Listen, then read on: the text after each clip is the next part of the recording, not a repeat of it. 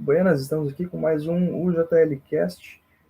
Eu sou o Paulo e estou fazendo aqui minha primeira aparição porque hoje a gente vai começar o nosso quadro sobre trajetórias profissionais. Estamos aqui com um convidado muito especial. Ele é Audrius Plioplys, na verdade ele é canadense, ele é um químico, físico, neurologista e artista plástico canadense.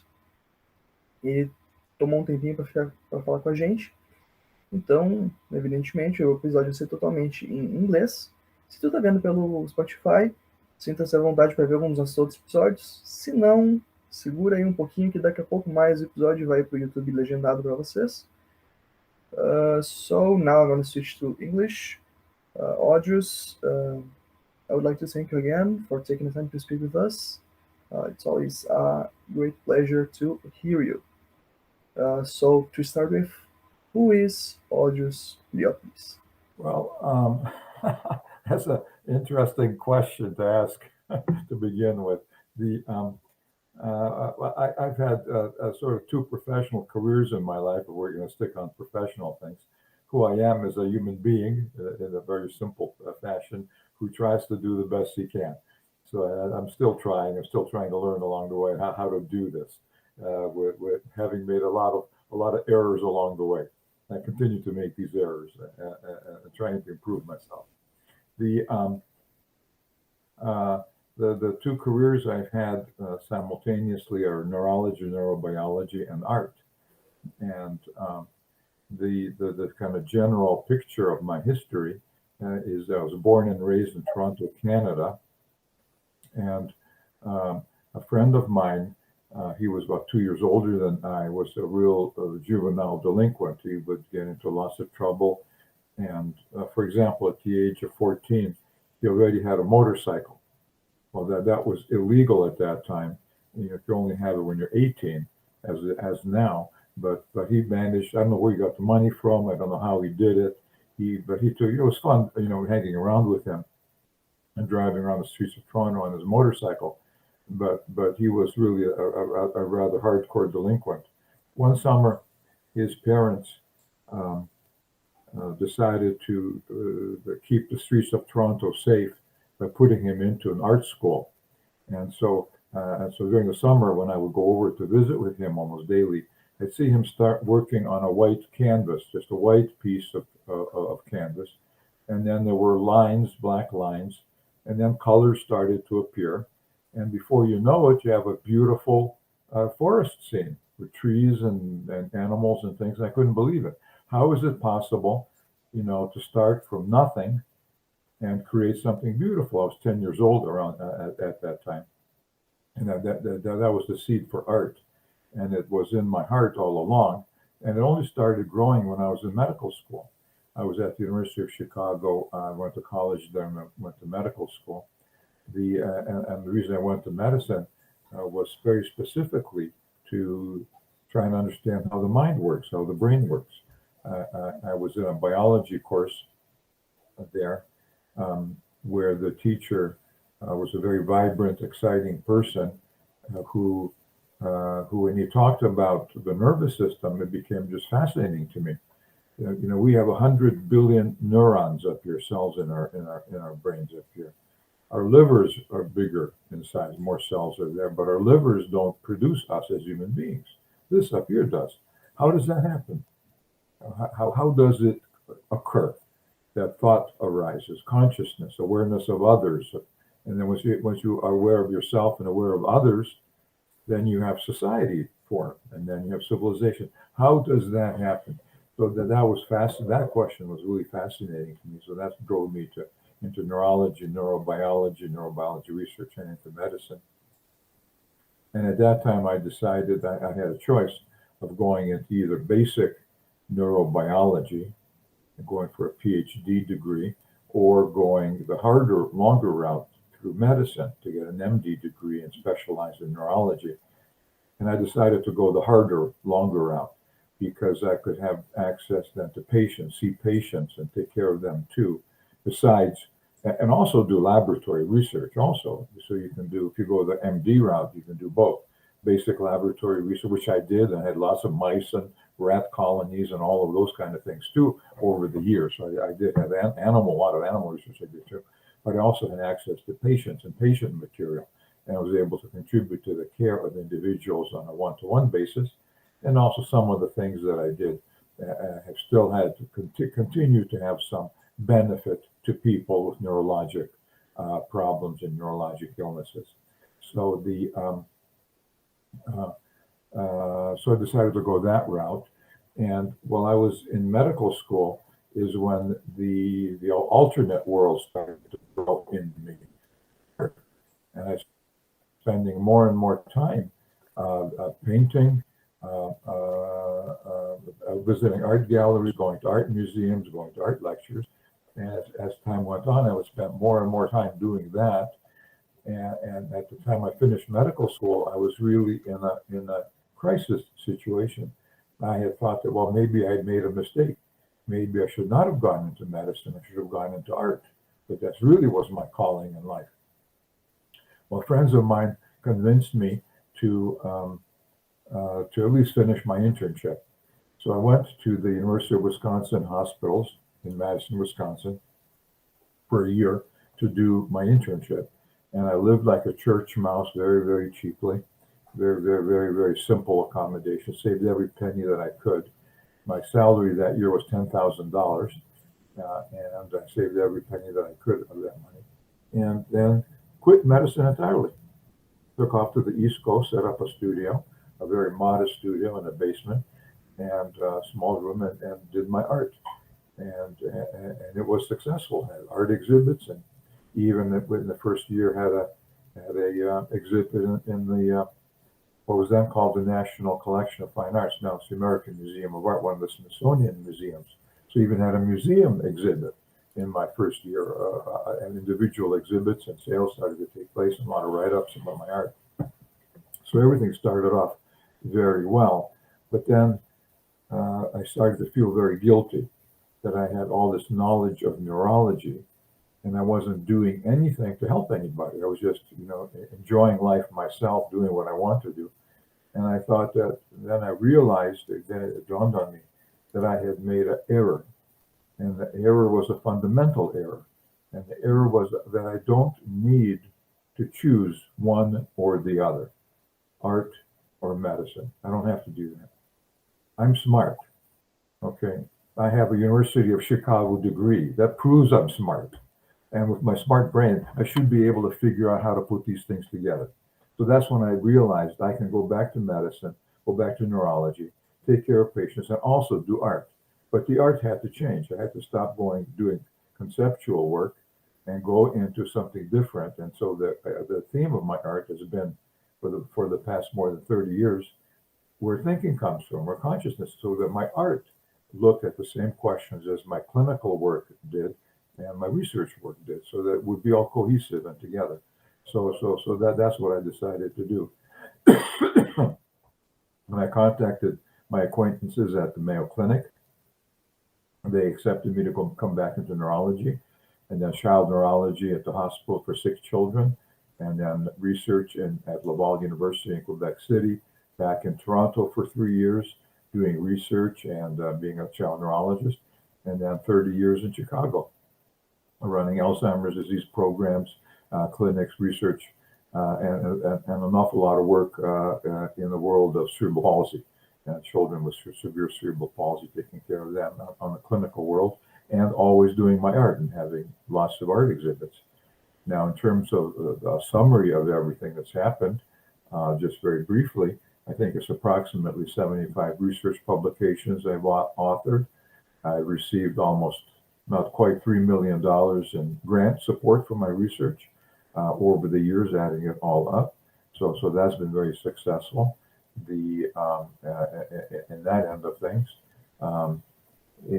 some of the contributions that I've made to the care of individuals are now standard therapy in children's hospitals across North America that you'll find everywhere. And you see people even at home with children with severe cerebral palsy using some of the apparatuses that I applied to prevent pneumonias in children with severe cerebral palsy. So that's in use. And so that's very satisfying. And in terms of art, I've had more than 50 individual art exhibits, or more than 100 group shows. I have projects now. Somehow things migrated from the United States into Lithuania, and I just have a whole ton of projects out there right now ongoing, and already had a slew of exhibits this fall in Lithuania, about 6 or 7 individual different exhibits. And now next June is going to be a ton of other programs and large-scale outdoor installations. So that the art is blossoming too, but sort of in another geographic location outside of Chicago. So that's, you asked me what am I, so I answered it. I'm a human being who tries to do something, and hopefully cause a lot of trouble along the way.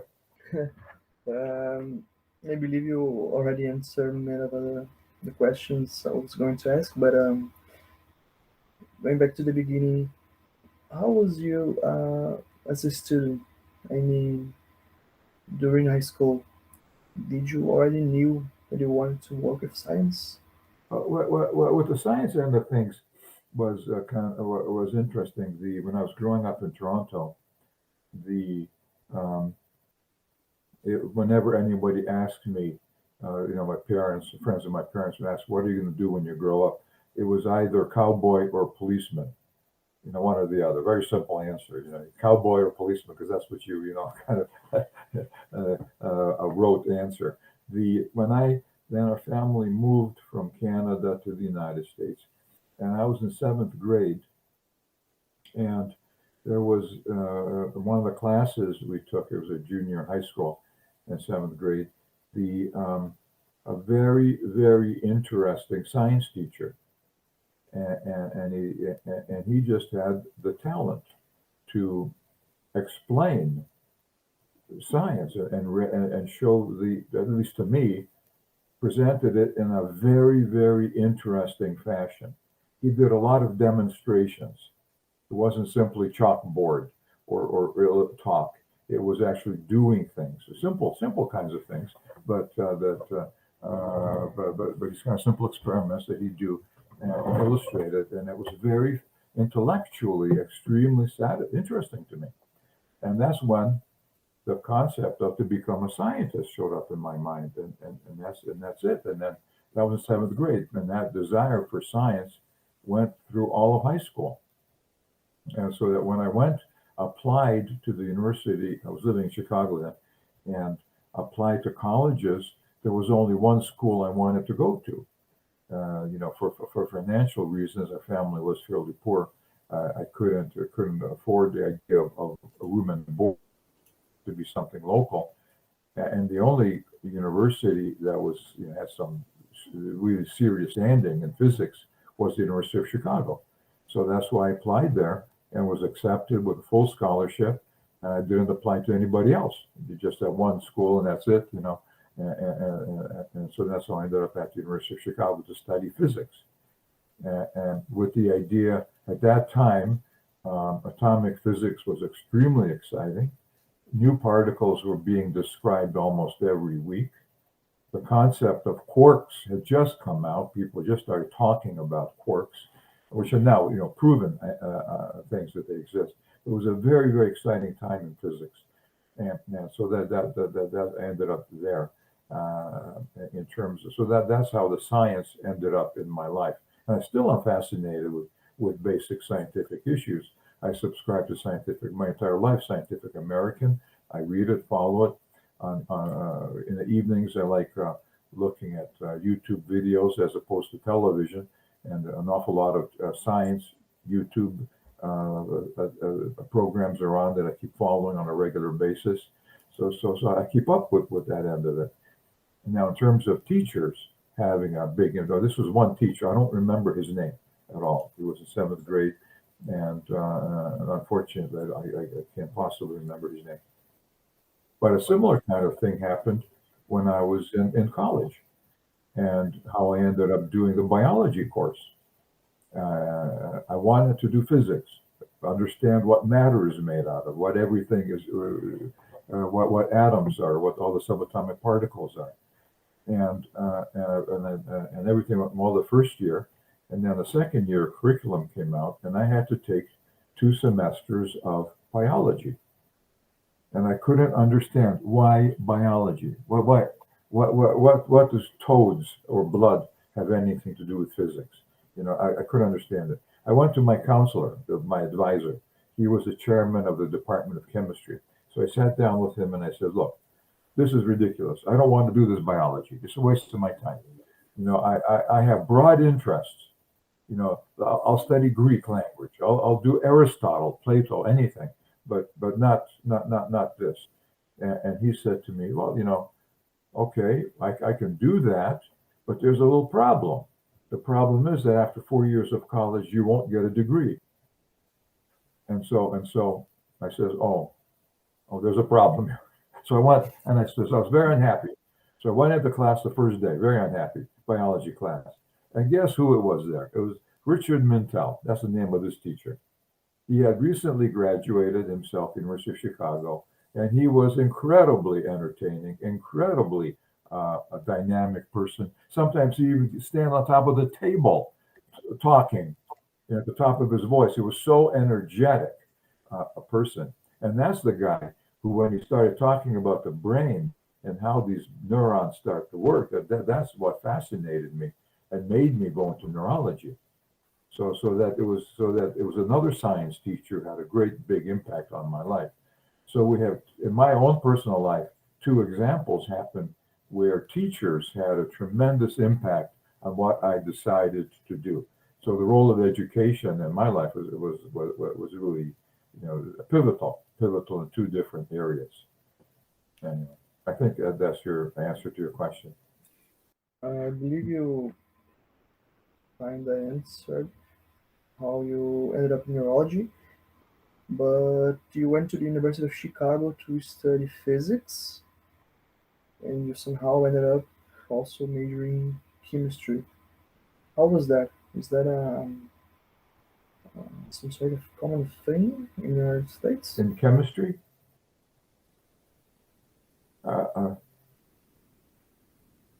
You asked me about chemistry? Yeah, you major both physics and chemistry. Oh yeah, that's right. What happened is this: is that when the curriculum for a degree in college degree is 4 years. 4 years that you need to study, and it was during the second year that I took biology, and I became fascinated with the nervous system. So by the time I finished my second year, I realized, wait a minute, I really need to go. I need to shift out of physics and into some either neurobiology or into medicine. And what happened was that when I decided to go the medicine route, I started schools and their requirements for entrance and what you need to take. And I needed to take a lot more chemistry courses that was required, plus more biology courses. So that what I did is in my third year, added a lot of chemistry and biology.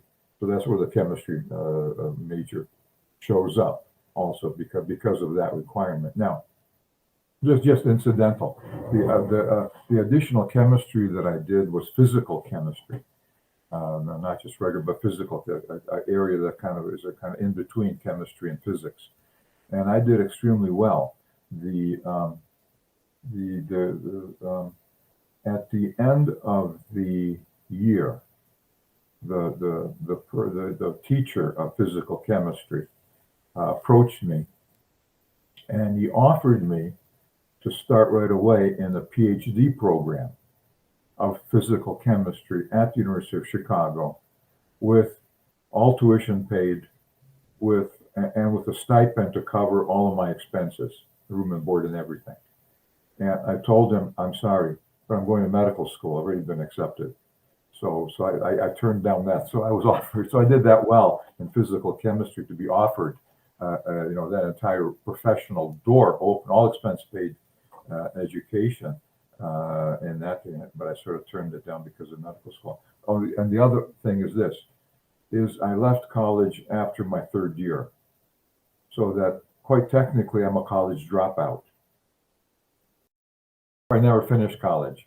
I dropped out and went to medical school. So me and Bill Gates have something in common. And have you ever worked with it? I mean, have you ever worked with physics and research or something like that? Did I work in physics myself? Well, yeah, I just studied it, and I still keep studying it and learning about it even now. But in terms of working, no, I didn't. You know, the laboratory experiments I did in college, yes, but outside of that, no, I haven't done any kind of physics type work. But I've incorporated in some of my artwork series issues related to basic physics. Yes. You also have a vast research into neurology.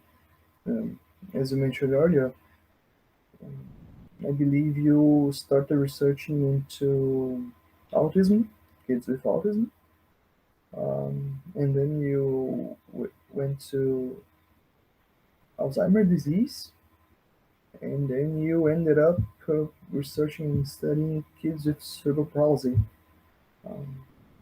How was that?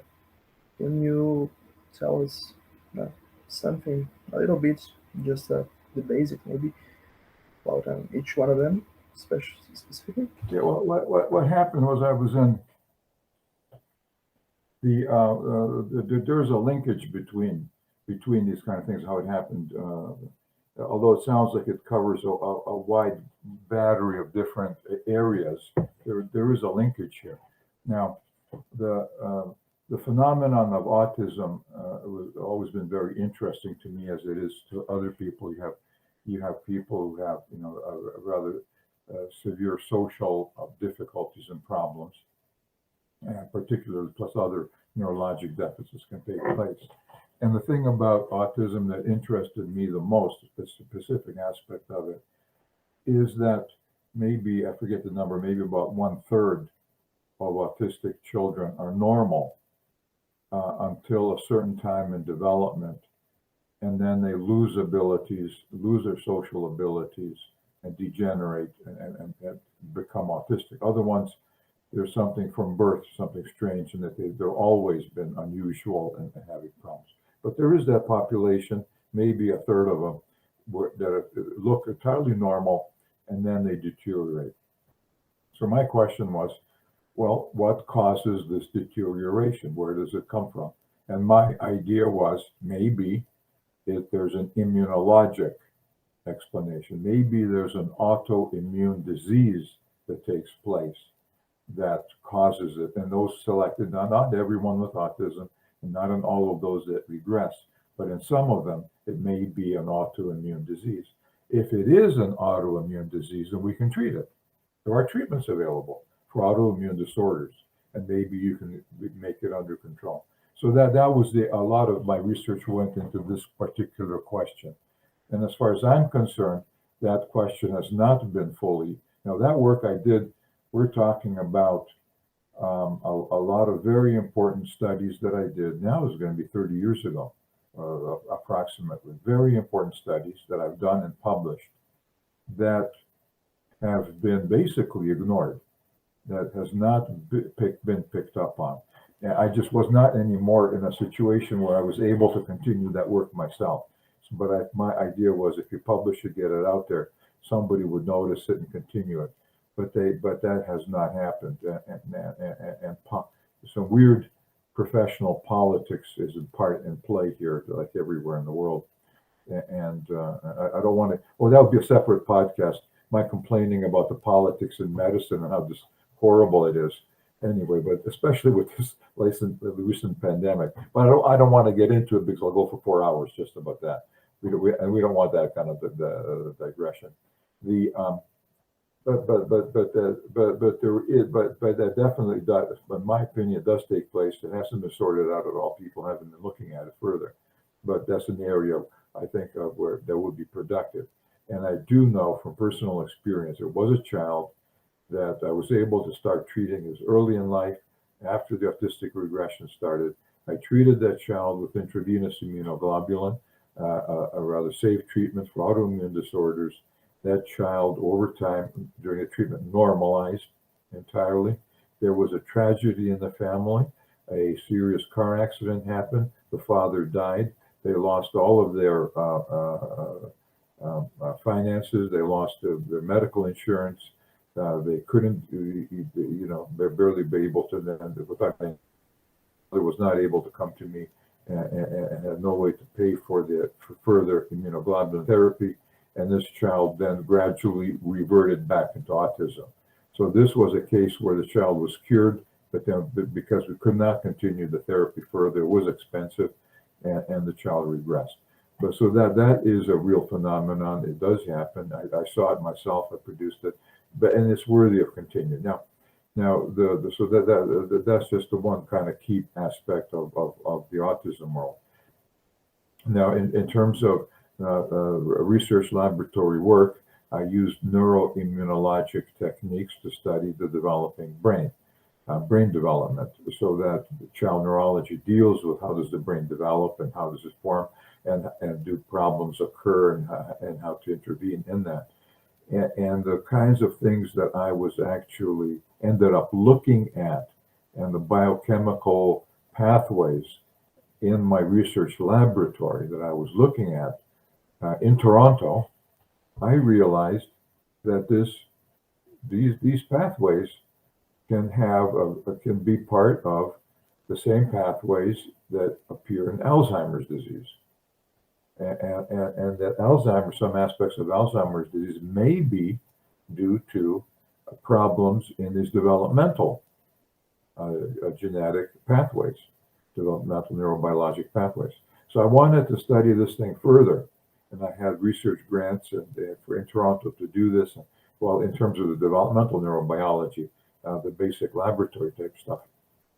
What I wanted to do was to expand from child neurology and animal work to incorporate material from Alzheimer's patients and get involved into more and more directed Alzheimer's work.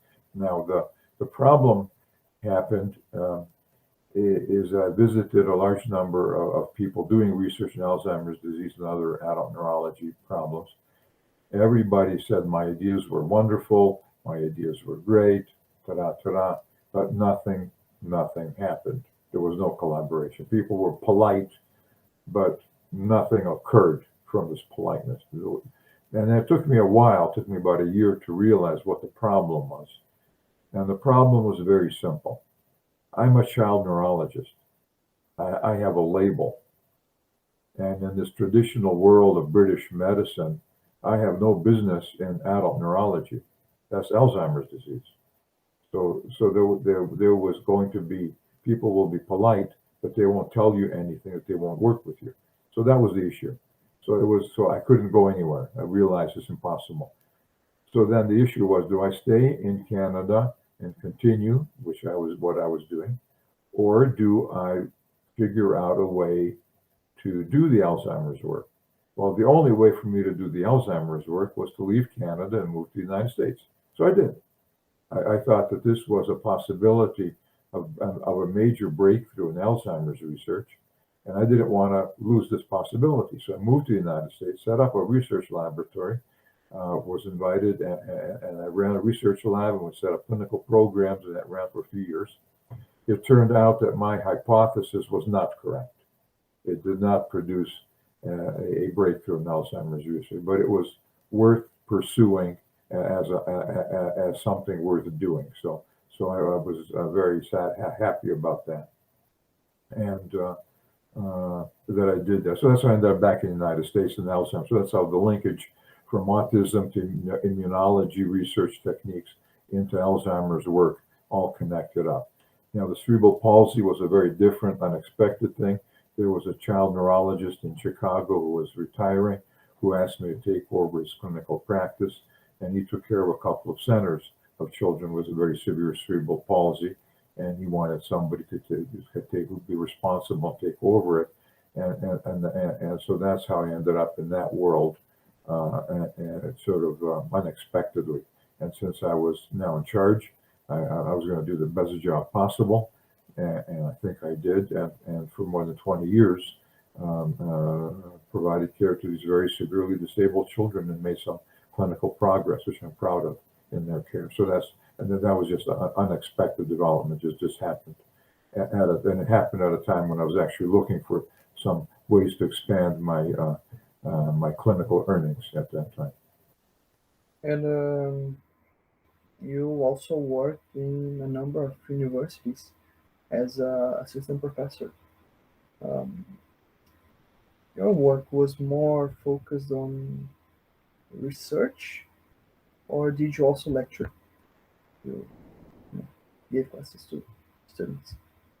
Um, how was that? How was your work in Well, universities? the work both at I had a position at the professor at the University of Toronto when I was there, and I sort of covered the work that I was doing. There wasn't anything additional other than my clinical work at the Hospital for Sick Children, which is part of the university, my teaching to residents and interns on wards, and doing the research that I did.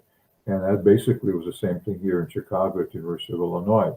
So that is just that the additional thing you mentioned is that in the hospital, seeing patients that were residents and interns there, that I would sort of explain things to, teach them to at the same time. But there wasn't anything really else that I did at the universities. And what should you say are the best and the worst parts of working with neurology, both in terms of research and in clinical practice? Well, I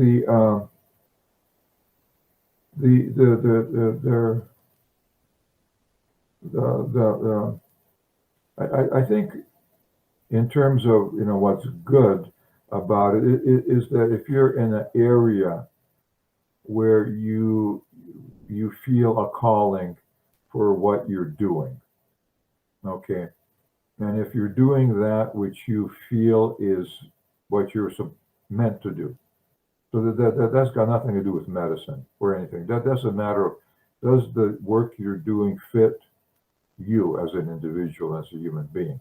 And in my case, everything I did fit, and I made sure it would fit, because if it didn't fit, I wouldn't do it. Simple as that. And there were situations in my career along the way where things did not go well, and the employment situation was not, like, for example, I explained to you, I wanted to do the Alzheimer's work at Toronto. Couldn't. Well, the only way to do it is to leave Canada. And so I did. So I changed the entire environment, moved to the United States. And so that I pursued the things that were important to me, and both in the world of clinical medicine and in the world of neurobiology research that were important to me. And I did those, and I made those decisions at the time, and I did them, and I'm very satisfied with how things worked out personally. But this doesn't have to be specific about these areas. This is just me doing what I think I needed to do. Same thing with art. I needed to do that, and I did that. Now, in terms of the bad side, there is one really very, very bad side, which I could not get used to, and I still have not been able to get used to it. And that's the change that took place in the United States with medicine, which had a big impact, which was not there when I started medicine. This was not there when I went to medical school. It wasn't an issue. It didn't exist. It wasn't there. And it really didn't exist when I was at the Mayo Clinic doing my neurology residency. It wasn't an issue. And it didn't really exist in Canada when I was working. But during that time, it evolved in the United States. And when I came back to the United States, boom, there it is. Medical malpractice lawsuits against doctors. That is something which I had totally was not accustomed to, this concept and idea.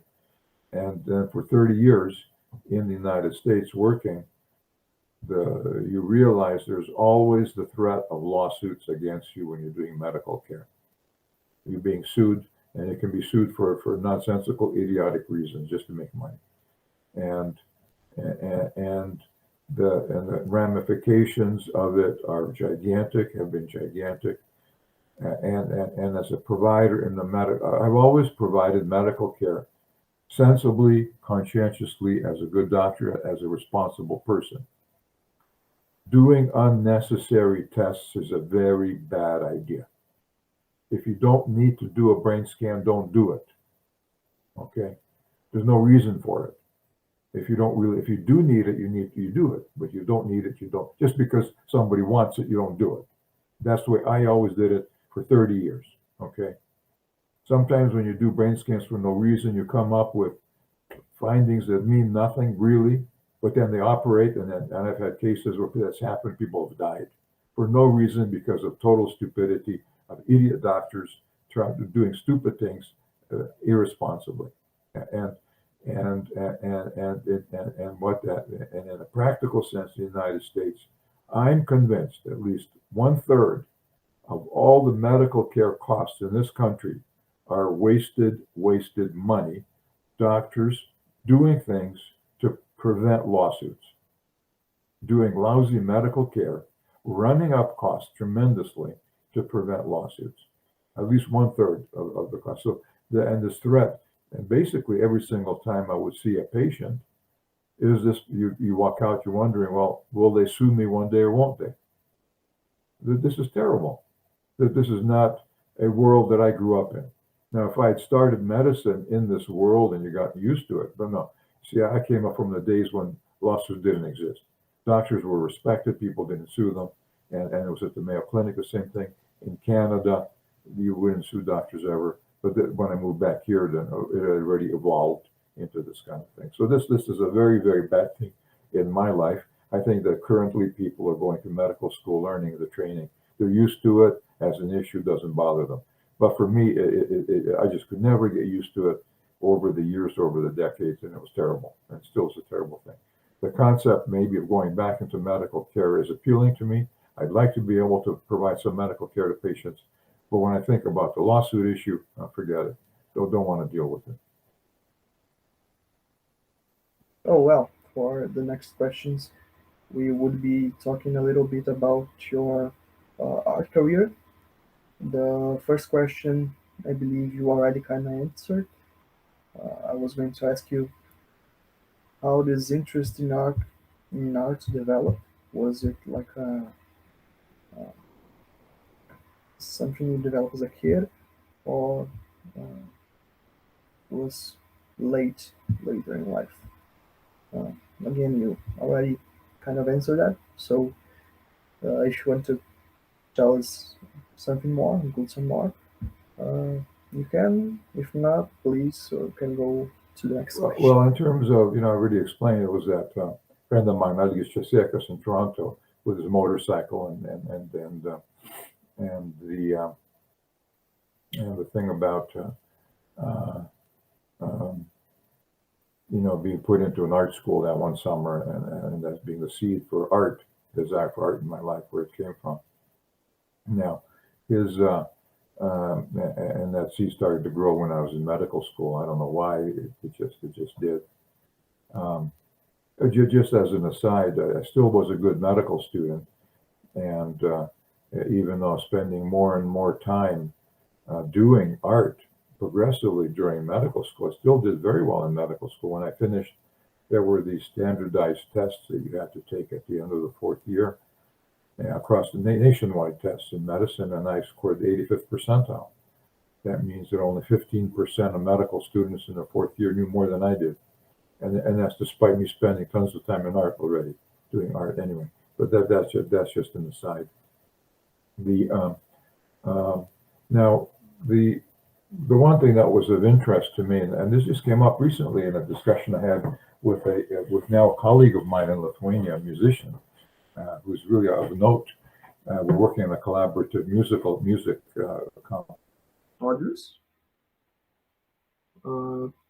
I believe we had a little technical problem here. We should come back in a couple seconds. We had a problem with the connection here. But sorry about that, but what can we do? I had set up interviews for internships in different cities across North America, northern United States, and Austin. Set up these interviews for possible internships and visited them. Now, it was a dual purpose to it, because I also wanted to visit in each of these cities the primary art school, because I thought that when I leave medicine, I should go to art school. I thought that made sense, because after all, I went to medicine, I went to school, medical school. I didn't simply read a book and declare myself a doctor. I went to medical school, so I figured, well, to be an artist, you need to go with art.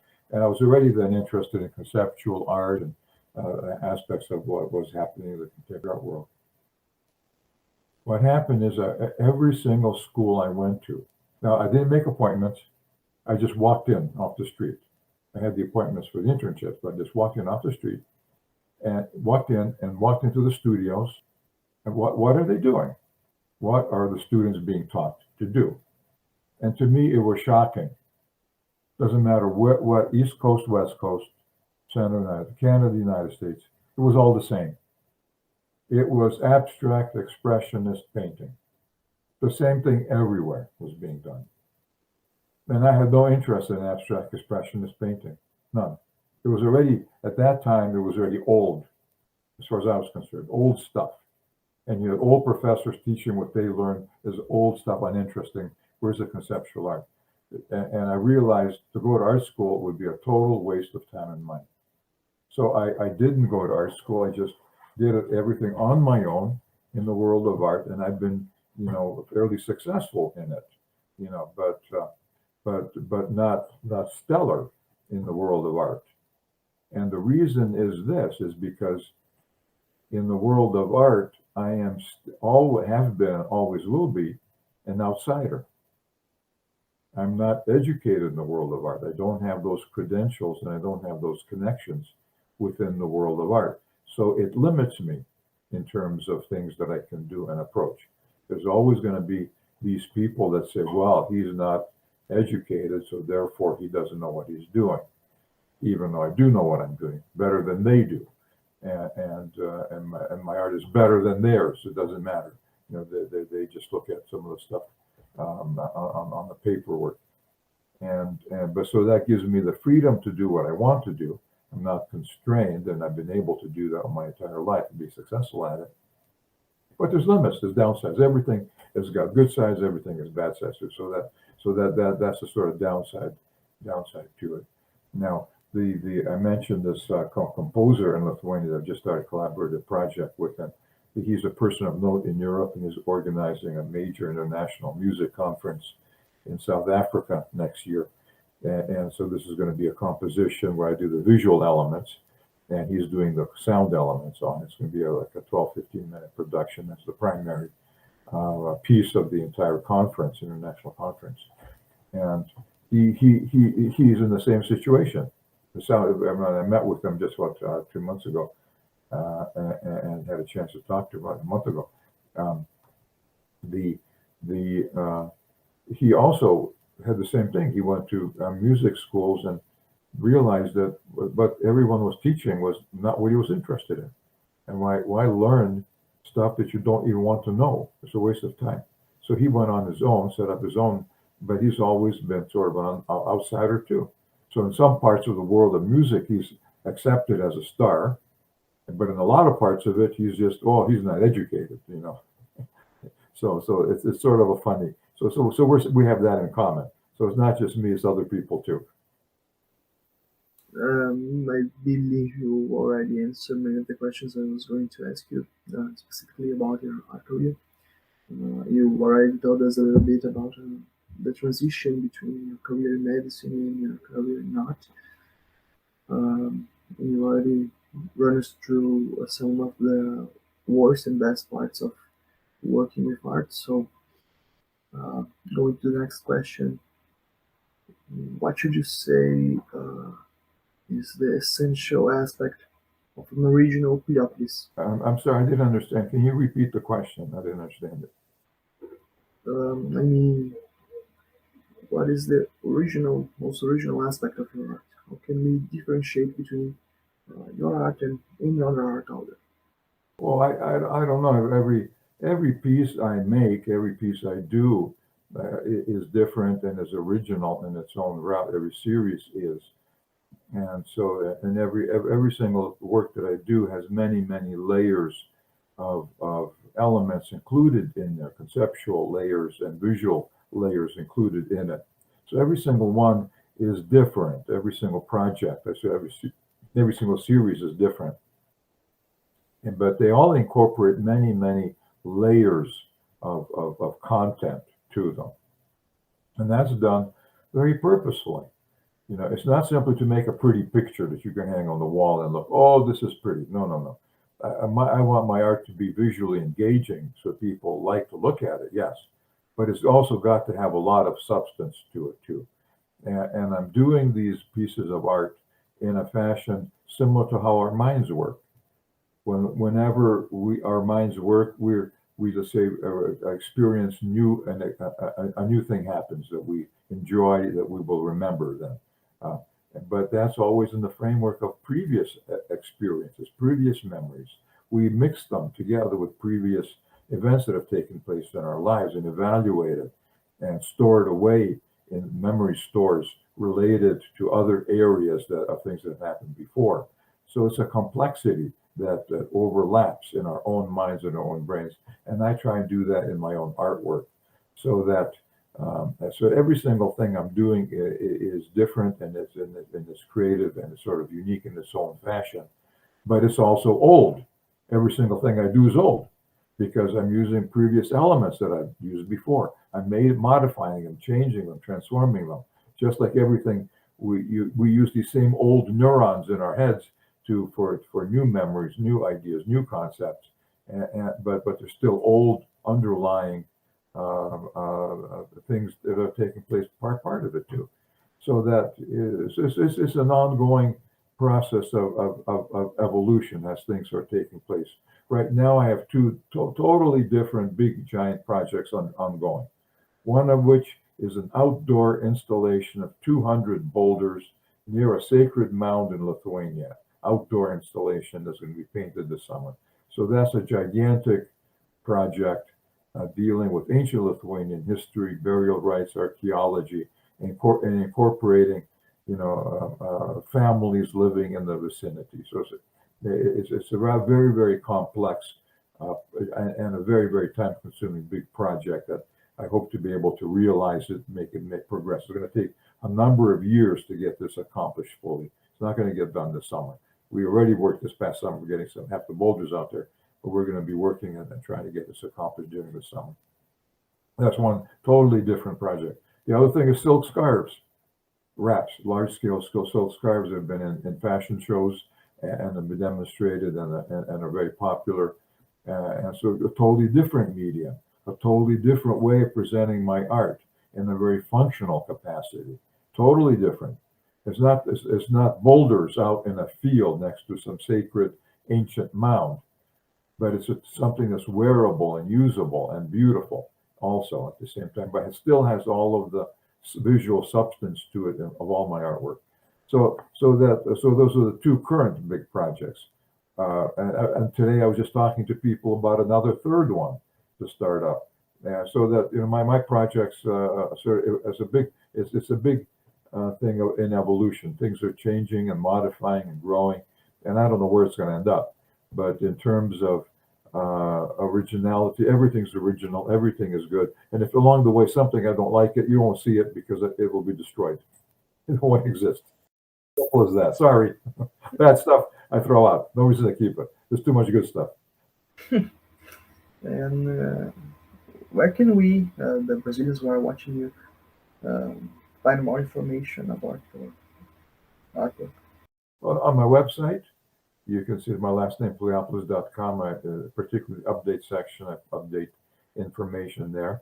A lot of the stuff on the website is a little out of date, so I need to work on including it so that updating it. It's not so simple to do these updates anymore. So that's one place you can get more information. The information about the scarves in the updates portion on my website, you'll see a section called updates. So that will have it. The other thing is look on my Instagram, Plioplys Art. That I post things. You can go back in time, and that has a lot of old stuff. And I have, I don't know, 500-600 postings on Instagram, so you can go back there and take a look at some of the things that I've done and been involved with, particularly the more recent ones. It's easy to put things on Instagram and in the update section also, so that those are the places to look for more updated information. And when are you planning to do an exhibition in Brazil? Well, nobody's invited me. If somebody invites me, who knows? Maybe. Who knows? Maybe one day in the future. Well, that would be interesting. I've never visited Brazil, and I have relatives of mine who live in Buenos Aires, so that there would be a combined trip to Brazil and Argentina. So that would be very interesting for sure. Oh well, I believe that's it. Audrius, I would like to thank you for taking the time to speak with us. I would like to thank you in Afro. It's not the first time that we need to talk. We worked together in a number of different projects, including the Hope and Spirit project, which we didn't mention here, but the videos of Hope and Spirit are translated and are uploaded in the same channel that this podcast will be uploaded. So people who are watching this video can go on to watch the Hope and Spirit videos. But Audrius, it was a pleasure to talk with you again. Okay, well, thank you very much. Yeah, that's one thing we didn't discuss today, the entire Stalin experience. That's an entire separate topic that, I sort of grew up in that background, that history in my childhood, being in the parents displaced from World War II who were able to escape Stalin's atrocities. And the knowledge of that was was daily in my life growing up, and it impacted me very, very much. And so that it was 10 years ago that I devoted 2 years of my life to commemorate the victims of Stalin's atrocities, and that was an entire project that I did and came. And as a matter of fact, that one of the offshoots from that Hope and Spirit project, a series of artwork, Siberia Souls, is actually what I'm working on with this composer in Lithuania. He wants to do the premiere musical composition for the South African music festival. Is going to be called Siberia Souls, with my visual elements that you can see on my website, those images of people deported to Siberia, and then with him making the musical composition related to that. But that's still, even that is continuing in my artwork as a separate sort of a project.